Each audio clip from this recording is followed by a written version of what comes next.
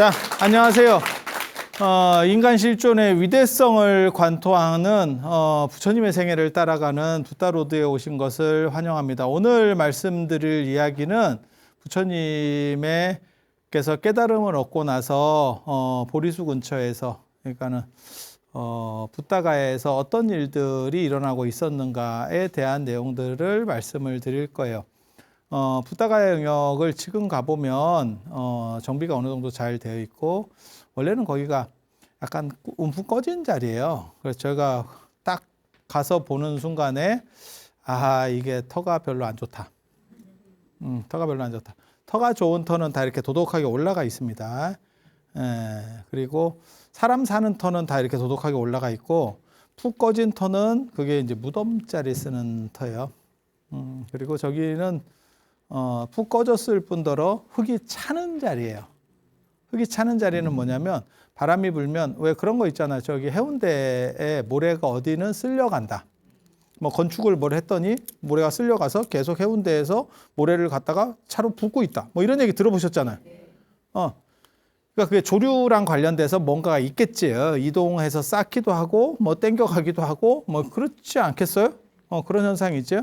그리고 쓰레기도 마찬가지예요. 이렇게 보면 흙이 쌓이는 자리 있고, 아파트는 모르고 단독주택 이런 데 살아보시면 그래요. 거기 계속 먼지가 쌓이는 자리가 있어. 그리고 없어지는 자리가 있어요. 그래서 여기가 흙이 쌓이는 자리예요. 그래서 네가 그 쌓이는 자리인지 어떻게 아느냐? 파낸 것도 있고 현장에 대당서역기하고 자은전에 보면 관세음 보살상이 있는데 가슴까지 흙이 쌓였다. 그러니까 날라와서 계속 쌓이는 거예요. 이게 3번 덮이면 불교가 사라진다고 하더라, 사람들이. 그런데 2번 덮였고, 2번 덮인 걸 걷어냈고, 그 다음에 마지막 가슴까지 올라와 있다. 이렇게 기록을 해요. 그러니까 계속 쌓였던 거야. 쌓였던 거야. 그래서 꺼진 데다가 쌓이는 자리 별로 안 좋습니다. 그래서 제가 저 터는 좋은 터가 아니다. 근데 왜 부처님은 저기를 선택했을까? 그래서 처음에 제가 인도를 갔을 때 그때 21일인가 갔는데 여행은 일주일 넘어가면 다 힘들어요. 그래서 사람들이 다 힘들어하고 있는데, 그리고 인도는 더 힘들어요. 제가 인도 가기를 별로 안 좋아하는 이유 중에 하나가 갔다 와서 안 아픈 적이 없습니다. 일정도 길고, 아픈 이유는 저랑 같이 답사를 가보신 분은 아시겠지만 제가 굉장히 에너지가 강합니다. 그래서 안 지칩니다. 막 끌고 가는데, 그리고 리더가 지치면 개판돼요. 그 팀이 개판이 돼. 그래서 리더는 계속 끌고 가고 북돋아야 돼. 그게 역할 중에 하나거든요. 그리고 안 지쳐요. 제가 그런 체력이 엄청나게 좋거든. 근데 인도 가면 꼬꾸라집니다. 공기가 무지하게 안 좋아요. 공기가 무지하게 안 좋아. 그래서 요 붓다가에 가면 제가 꼭 기도를 하라. 그리고 처음 문 열자마자 새벽에 딱 잠을 못 자더라도 들어가서 기도를 하고, 뭐 이렇게 제가 또 그런 기도 또 영험한 거 이런 거 좋아하거든요. 그때 이제 중간쯤에 가면 요 붓다가에 딱 온다고. 근데 이때 새벽 기도를 참여하고 저녁에도 최대한 거기서 제가 많이 떠들 것 같죠? 의외로 이런 성지에 가면 잘 안 떠들고 그냥 기도 모드로 갑니다. 그런 데서 기도를 한번 하잖아요. 그러면 영험한 일이 일어납니다. 진짜 영험한 일이 일어나. 제가 삼보일배 할 때도 그런 얘기 했는데, 진짜 해보면 안 힘들고, 안 하고 옆에서 보는 분들이 이렇게 보실 때는 굉장히 힘든 것 같은데 직접 하면 생각보다 안 힘듭니다 라고 제가 말씀을 드려도 못 믿는 분들이 되게 많은데, 해보면 제 말이 맞다는 걸 압니다. 이게 몸으로 느껴지는 게 있어요. 그래서 그거 기도한들 뭘 변화가 있겠어요? 아니에요. 그걸 기도를 하고 나면 체력이 올라와요. 쫙 올라옵니다. 그게 느껴져요. 그래서 그 다음날 자고 나면 저 같은 경우는 이제 인소를 해야 되니까 아침에부터 약간 이렇게 서대야 되는 부분이 있어. 이게 따라오는 사람은 모르는 영역이 또 있어요. 조율도 해야 되고 누가 아픈지도 체크해야 되고 뭐 이런 거 해야 되지 않을까? 관리자인데. 예. 그래서 그런 부분이 있어서 신경이 쓰이는데 자고 나면 쌩쌩해집니다. 그러니까 제가 그런 얘기 하거든요. 그럼 100% 충전이 되느냐? 그건 아니야. 그런데 배터리 없다가, 그러니까 핸드폰에 배터리가 없다가 급속 충전으로 한 20분 정도 하면 7, 80%쫙 올라오거든요. 그 정도 효과가 돼. 네, 그래서 쌩쌩해지고, 놀랍게도 힘들다고 버티는 사람이 있어요. 나 도저히 그 아침에 못 가요. 그거 갔다가 또 와서 밥 먹을 거잖아요. 그러면 새벽기도 갔다가 밥 먹지. 그러면 뭐 갔다가 사냐? 나 그냥 하루만 내가 몸이 너무 안 좋아. 나 그냥 하루만 이렇게 해서 그냥 나 아침만 먹을 때 할게요. 어저께 저녁에 기도했잖아요. 어저께 저녁에 기도했지. 도착하자마자 한번 하고 새벽에 이제 처음으로 문 딸 때 대기했다가 여기 땅에 하고 딱 들어가는 거거든. 그런데 그렇게 버티는 분들이 있어요. 그런데 연세 드신 분이 그렇게 버티면, 제가 산부인배 할 때도 그랬거든. 해보시면 생각하고 다릅니다. 난 무릎이 아파요. 뭐 이러면, 그러면 그거 억지로 하라고 못 하거든. 그러면 저는 뭐라고 얘기하냐면, 몇 번 하시다가 몸이 안 된다고 생각하시면 빠지시면 됩니다. 옆으로 해서 걸어가시면 돼요. 그런데 이제, 시도 자체를 안 하시는 분들이 있지. 그래서 저는 시도 안 하는 사람들을 약간 이렇게, 약간 불쌍하게 봅니다. 그러니까 해보고 안 되는 건 어쩔 수가 없는데, 시도 자체를, 그러니까 그거는 뭐냐면 스스로를 한계 규정하는 사람이에요. 내 능력이 어딘지도 잘 모르면서 나는 안 돼, 나는 못해, 이건 나한테 무리야. 그러니까 해보고 한 두 번 했다가 이게 힘든데? 그러면 그냥 빠지면 된다고 그걸 열어줬거든. 그렇게 굳이 다 안 하셔도 돼요. 이렇게 해도 겁먹고 안 하신 분이 있어. 그런 것처럼 붓다가에서도 꼭 그렇게 안 하시는 분들이 있어. 그러면 제가 얘기를 하거든요. 여기 갔다 오시면 생각보다 체력이 회복이 돼요. 그러면 에이 설마 뭐 그런 게 뭐가 있겠어요? 지금 가뜩이나 떡이 돼서 힘들어 죽겠는데. 그게 신심이 있는 분은 좀 순례를 해도 덜 힘들고, 그냥 이제 친구 따라오신 분들이 있어요. 나도 인도 한번 가볼까? 이러면서 오신 분들이 더 힘들어. 그런데 갔다 오시면 진짜 그게 다 회복이 돼요. 그리고 안 가신 분은 끝날 때까지 골골합니다. 이게. 그래서 제가, 부처님이 진짜 대단하긴 대단한갑다. 터 자체만 놓고 보면 저거는 명당이 아닙니다. 제가 가람배치하는 사람으로서 얘기하는데 저거 명당 아닙니다. 모래 쌓이고 차오르는 땅에 명당 없어. 그래서 그건 명당이 아니야. 그런데 그거를, 그러니까 그런 얘기가 있어요. 자리가 사람을 만든다. 그런 얘기 들어보셨죠? 뭐 마찬가지죠. 우리 같은 사람도 예를 들어서 누가 장관 시켜줘봐. 그러면 갑자기 좋은가요? 딱 이러면서 올라오지. 근데 진짜 대단한 사람은 자리랑 관계없이 사람이 세상을 바꿔버립니다. 그런 사람이 진짜 위대한 사람이야. 그러니까 자리가 사람을 만드는 그런 사람들은 바뀌면 끝이에요. 바뀌면 끝이에요. 그건 그 자리 때문에 다른 사람들이 관심 있어 한 거지, 사람 자체가 아니거든. 그래서 터가 좋아서 에너지가 잘 모이는 것도 있어. 제가 그 얘기 하잖아요. 월정사 적광전자리가 삼국유사에서 보면 가장 유일하게 딱 한 군데 나와. 터 자체가 좋다라고 하는. 그래서 거기서 기도를 하면 훨씬 더 에너지가 좋으니까.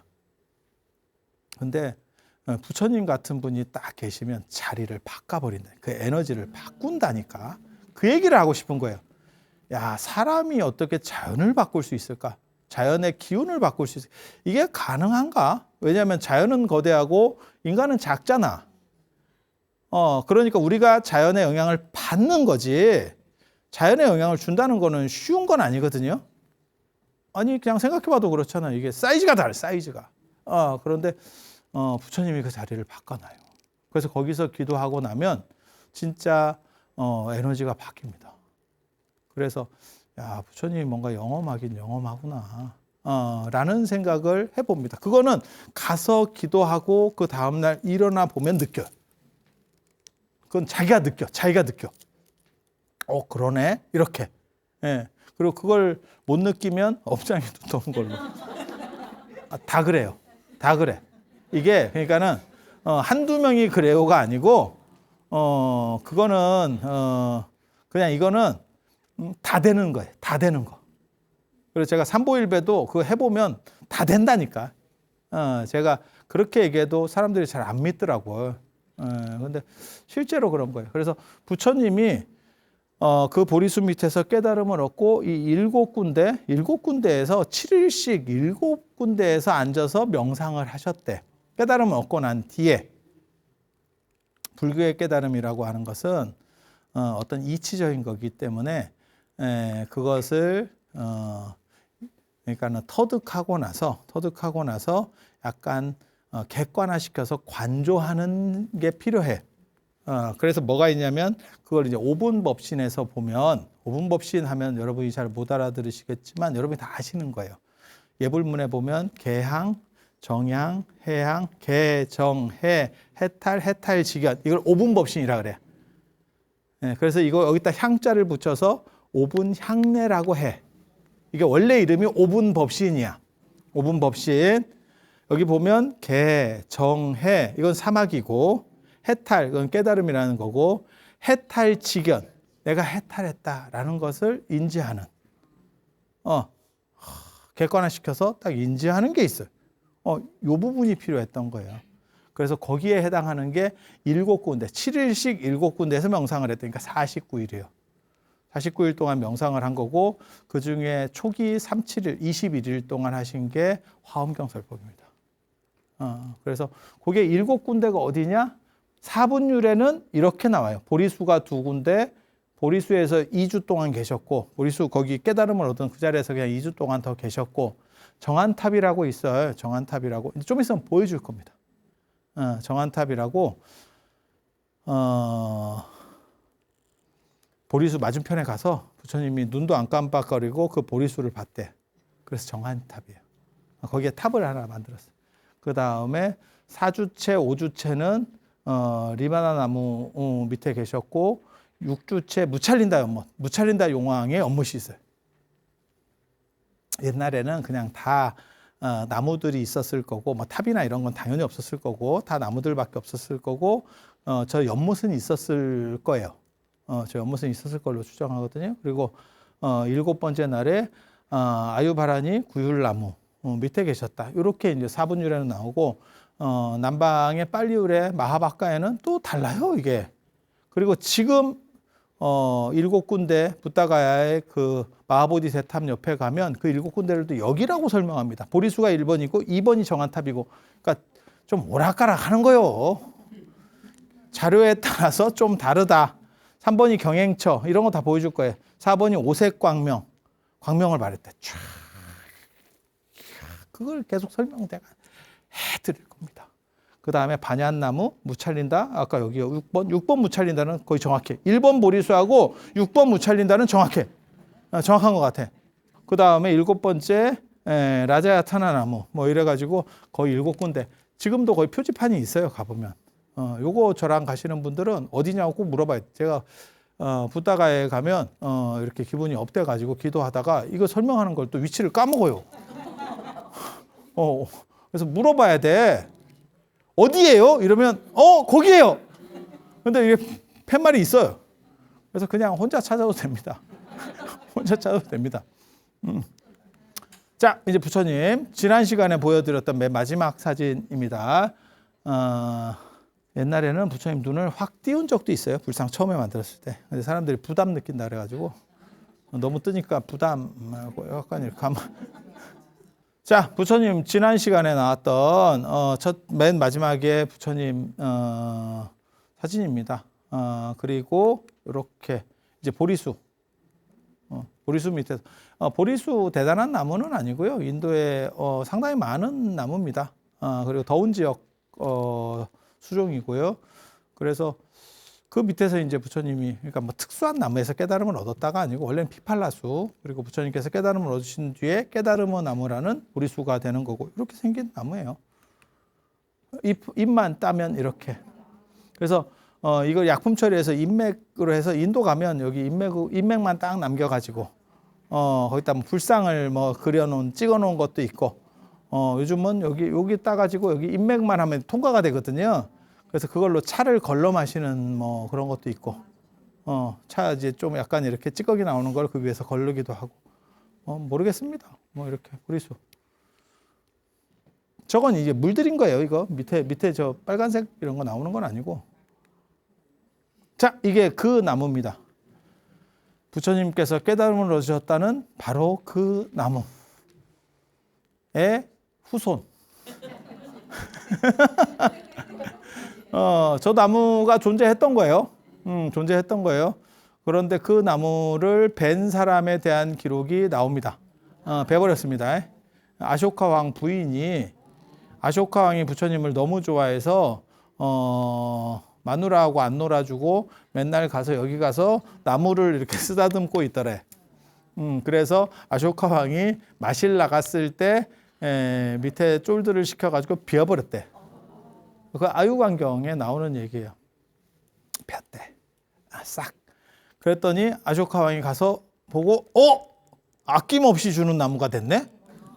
밑둥만 남았네? 하고 굉장히 슬퍼했대. 부처님을 생각하면서 그 나무를 이렇게 하고 있었는데, 그래서 이렇게 울고 있다가, 슬퍼하다가, 어떻게 저렇게 조치를 했는데, 나무니까 몸통이 베졌는데, 뿌리가 덜 죽은 거예요. 그래서 싹이 올라왔대, 옆으로. 그건 뭐 가능한 일이죠. 여러분은 뭐 안 되는데,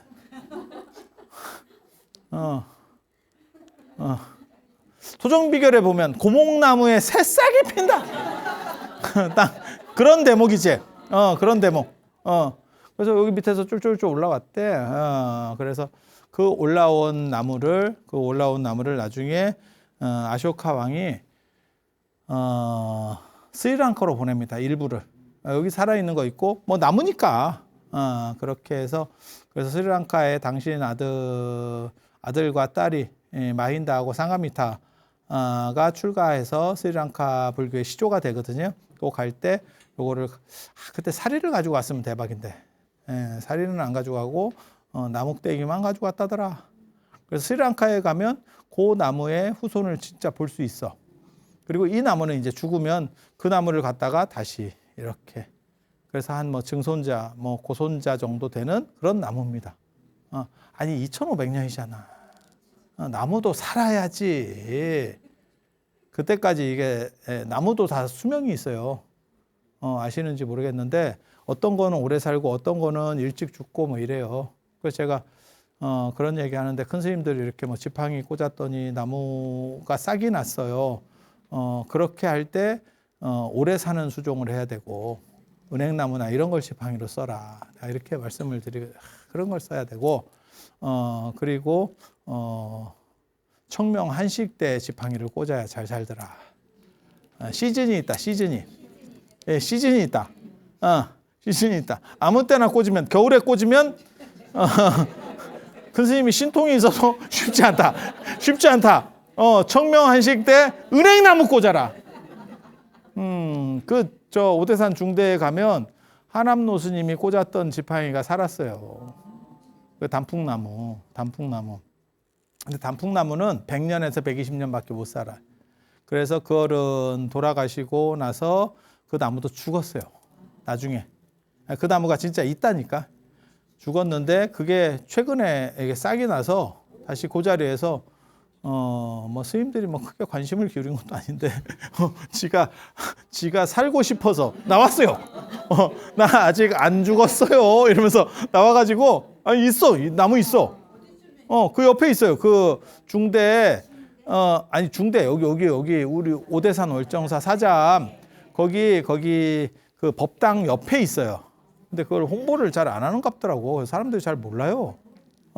그래서 살아났다고 그렇게. 그래서 다음에 제가 하남노 스님 뵈면 은행나무로 좀 해주시면 이게 이제 뭐 용문사 은행처럼 쫙 이렇게 뗄 건데 근데 오대산에는 은행은 안 살 거예요. 그게 좀 추워가지고 은행 살기는 조금 그렇지. 이게 그 나무입니다. 그 나무. 그러니까는 부처님께서 깨달음을 얻으시고 그 미얀마까지 유학 갔다 온 그 나무. 그럼 미얀마에서 그걸 미얀마가 아니고 스리랑카에서 그걸 반환했느냐? 그건 아니고 그쪽에는 그 나무가 있고 이쪽이 죽으면 이제 나무를 주는 거예요. 이해가 되시죠? 그러니까 이 나무가 그 나무라고 해야 되나? 이게 또 철학적으로 굉장히 재밌는 거예요. 테세우스 배의 어떠한 논리지. 같은 나무인가? 다른가? 사람은 부모하고 자식이 다르잖아. 이거 100%. 근데 나무는 그냥 밑에서 이렇게 다시 뿌리에서 올라온 거니까 DNA가 같을걸? 이렇게 되면? 그렇지 않을까? 그럼 같은가? 같은가? 다른가? 이게 자기동일성의 문제라고 하는 거예요. 자기동일성의 문제. 자, 부모하고 자식은 달라. 잘 달라. 그러면 그냥 나에 제한해 놓고, 나라고 하는 사람으로 제한해 놓고, 우리 인간의 세포도 오래 사는 게 제가 알기로는 한 6개월 뭐 이렇게 가면 다 한 번씩 바뀌어요. 그러니까 더 짧게 사는 애는 그것도 못 가는 거고, 그렇게 해서 바뀌어가는 거예요. 그러면 뭐 그냥 퉁치고 한 2년까지 사는 놈이 있다고 생각하고 3년 뒤에 나와 오늘의 나는 같은 난가? 같나? 다른가? 이게 테세우스 배의 논점이에요. 그것은 동일성이냐, 차별성이냐. 3년 전에 나오고 바뀐 건 올 바뀐 거야. 싹 대체된 거예요. 부품이 싹 깔렸어. 자, 여러분이 지금 포니를 예전에 샀어. 80년대 포니를 샀어. 부품을 계속 바꿔가면서 오늘날 온 거야. 그거를 80년대 포니라고 할 수 있느냐? 아니에요. 아니라고 봅니까? 그러면 고려시대 건물도 없는 걸로. 다 부재를 바꾼 거예요. 다 부재를 바꾼 거예요. 자, 이게 동일성의 문제를 어떻게 볼 것이냐. 철학적으로 굉장히 재밌는 문제예요. 그러니까 테세우스 배라는 게 그거예요. 테세우스라는 영웅이 있어요. 그리스 로마 신화와 관련해서 뭐가 나오냐. 그들의 이야기 속에 헤라클레스와 더불어서 헤라클레스 약간 뭐랄까 신격화된 사람이고 테세우스는 그냥 영웅이야. 아킬레우스 뭐 이런 사람들이 있잖아. 그런 것처럼 근데 테세우스가 대단한 영웅이 돼서 항해를 끝내고 돌아왔어. 그 배를 정박해 놨어. 그런데 나중에 되니까 그걸 전부 이제 썩어가니까 교체한 거지. 교체해서 몇백 년이 이상 흘러가니까 원판은 하나도 없고 전부 교체된 거지. 그걸 테세우스 배라고 할 수 있느냐? 아니라고 해야 되느냐? 전 수업 시간에 보면 우리가 전 시간에 보면 그게 뭐냐면 실체는 없고 작용은 있다라고 하는 공의 이치입니다. 잘 못 보시는 분들은 이 앞에 붓다로들을 보시면 돼요. 이게 굉장히 재밌는 논점이에요. 자, 나라고 하는 존재는 무엇이냐? 라고 하는 거예요. 그래서 요런 식으로 나무가 가는 거고, 요 나무 봅시다. 이렇게. 요 자리에서 깨달음을 얻으셨어요. 여기. 보입니까? 요 자리. 요 자리. 잘 봐. 자, 이제 보인다. 네, 보인다. 아유, 이 사진 아니네. 옆으로 갔네, 옆으로. 아유, 보리수. 자, 또 이제 한 번 더 시도해볼게. 가자. 그 옆으로. 아우, 저 자리인데, 저 자리 보여, 저 자리. 요 자리. 인도 사람이 얼마나 철망을 촘촘하게 해놨는지, 나 저기 가서 한번 앉아봤으면 좋겠는데, 좀 이렇게 듬성수 해놨으면 사진이나 땡겨서 찍을 건데, 철망을 너무 세게 해놔가지고. 자, 요 뒤다. 여기, 보여? 뭔 놈의 철망을 이렇게 촘촘하게. 아유, 스님이 여기서 앞에서 기도를 하시는구만. 요 뒤에입니다. 요 뒤에. 보여? 앞으로 넘어간 거예요. 자, 여기다. 여기. 우리가 보통 기도를 하면 여기서 자리 잡어. 이래가지고 쫙 깔고 그리고 이제 그 옆에 사람들이 조금 하고 빠지겠지라고 해서 옆에 서 있으면 다리 되게 아프죠. 우리 안 빠집니다. 보여요? 요 뒤에? 잘 안 보이죠? 보여. 이 자리예요. 틈새로 저 자리. 여기 좌대 보이죠? 좌대. 저기가 삼륜, 풍륜, 수륜, 지륜의 밑바닥까지 관통한 가장 안 흔들리는 자리래. 경전에 구사론이나 아비달마 코샤 이런 데 보면 그렇게 나와요. 대루탄경이나 뭐 이런 데 그렇게 나오는데, 그래서 부처님께서는 저기서 깨달음을 얻고 저 자리는 절대 안 흔들린대. 그런데 저 자리가 그 자리냐에 대한 논점을 제가 처음으로 제기를 합니다. 어떻게 제기를 하냐면, 나무는 계속 죽어서 옮겨졌거든요. 그럼 꼭 그 자리라고 하는 거는 의미가 없어. 그 상황에서 탑이 처음부터 저렇게 컸다고 생각하세요? 아까 그 탑을 봤었잖아. 그거 굉장히 큽니다. 굉장히 큽니다. 탑이 처음부터 그렇게 클까? 에 대한 논점이 있는 거예요. 그리고 인도 사람들은 탑을 증축할 때 그거를 날리고 다시 하지 않아요. 그냥 그 위에다가 더 씌우는 경우가 많습니다. 왜?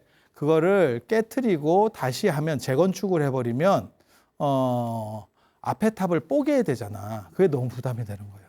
그러니까 부처님이 돌아가시고 난 뒤에는 탑을 허무는 거는 부처님을 훼손하는 거하고 똑같아. 부처님 몸에 피를 내는 거하고 똑같아. 이런 인식이 있어요. 그래서 율장에 보면 새로 건탑할 때는 보유편에 보면, 율장의 보유편에 보면 새로 건탑할 때 보면, 그러니까 새로 탑을 만들 필연성 때문에 앞에 거를 뽀개는 거는 오케이를 해줘요. 그런데 그게 본문에 나오는 게 아니에요. 그래서 그 부담이 있어. 그러니까 종교인으로서 너무 큰 부담이 있어. 그러니까 어떻게 하냐면 탑이 오래돼서 이렇게 좀 사금사금한 거야, 한마디로 얘기해서. 그러면 더 씌워버려요. 그런데 만약에 이 나무하고 이 자리가 원래대로 있으면 더 씌웠을 때 어떤 일이 벌어질 것 같아요? 옆으로 가야 돼요. 탑이 옮겨가야 된다고. 그러니까 이쪽은 더 씌울 수가 없는 거지. 왜냐하면 이쪽은 접점이 있으니까. 전체를 더 씌우면 무슨 일이 벌어지느냐? 자리가 옮겨야지. 자리를 그대로 냅두는 상황이라면 탑을 크게 더 만들려고 내가 증축하거나 더 씌우려고 하면 그거를 다 해체해서 옮기는 방법밖에 없어요. 이해가 됩니까? 그런데 탑을 안 움직이고 더 씌웠다면 이 자리가 아닐 확률이 있는 거예요. 그래서 부처님의 메인 자리에, 부처님께서 깨달음을 얻으셨다는 그 메인 자리가 탑 중앙에 있는 부처님을 모신 그 자리라면 탑을 아무리 증축해도 그 자리는 계속 유지가 되죠. 이해가 됩니까? 이거 굉장히 재밌는 논점이에요. 가만히 생각해 보면 굉장히 재밌어. 자, 맨 처음에 나무가 있고 자리가 있는 거예요. 자리가. 그리고 여기에 탑을 이렇게 쌓았다고 생각을 해보세요. 이렇게. 그냥 생각을 해봐. 탑이 헐었어. 이 자리가 메인이면 탑을 옮겨서 더 크게 쌓아야 돼요. 그러면 덮을 수는 없어요. 이거는 뽀개는 방법밖에는 방법이 없습니다. 다른 대안은 없습니다. 덮는 방식으로는 안 돼. 덮었다면 이 자리가 아니고 부처님 자리면 이걸 이렇게 하면 이거를 옮기면 되죠.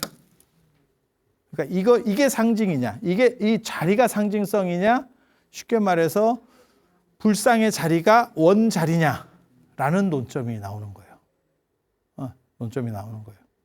저는 사실은 더 씌웠을 걸로 추정을 합니다. 저 산시대탑이나 이런 것도 대부분 다 더 씌워요. 더 씌우는 방식이 쉽습니다. 부담이 없어. 파괴에 대한 부담이 없어. 그래서 아마 그 자리가 아니었을까를 생각을 해봅니다. 그 탑이 파괴되지 않은 것과 관련해서 묻었다는 설이 있어요. 흙으로 덮었다라고 하는 설도 있어요. 저 큰 걸 덮었겠나라는 생각도 있거든요. 제가 이슬람들이 쳐들어왔을 때 저기가 좀 꺼져 있고 흙이 좀 덮여 있는 상황이니까 최대한 이래 가지고 처리를 했다. 그래서 위에 좀 문제가 있는 거는 나중에 보수했다. 뭐 이런 썰도 있어요. 근데 가보면 저걸 뜬다는 게 저게 말이 되나 싶을 정도로 큽니다. 사이즈가 너무 크니까.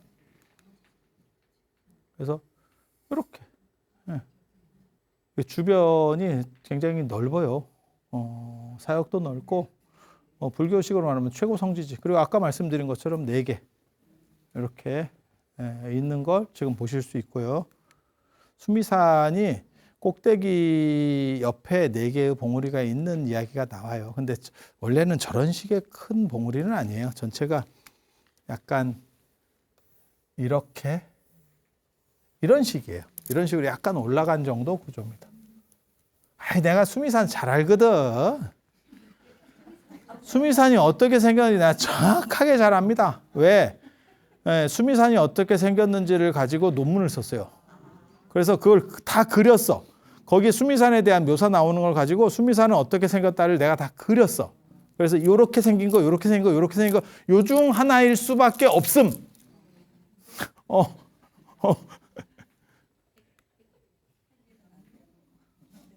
자, 저기, 저 안에. 자, 여기에 정안탑입니다. 2번째 정안탑. 여기에서 부처님께서 앉으셔서 이쪽에 보리수가 있는 거죠. 보리수를 이렇게 보셨다라고 하는, 그때 눈도 깜빡이지 않고 일주일 동안 있었다라고 하는. 그리고 부처님이 깨달음을 얻고 초 2일, 이틀째에서 제가 그 얘기 해드렸잖아. 아까 37일, 21일 안에 화엄경을 설하셨다. 근데 실제로 그거는 대승불교에서 하는 얘기고, 역사적으로 초 2일에서 2주째 안에 기가 막힌 일이 벌어집니다. 기가 막힌 일이. 그게 제위파리의 공양이라고. 그 얘기 다음 시간에 해드릴 수 있도록 하겠습니다. 자, 그러면 다음 시간에 제28위의 공양, 그 다음에 바로 이야기 해드릴 수 있도록 하면서 이상 마치도록 하겠습니다. 자, 들어서 감사합니다.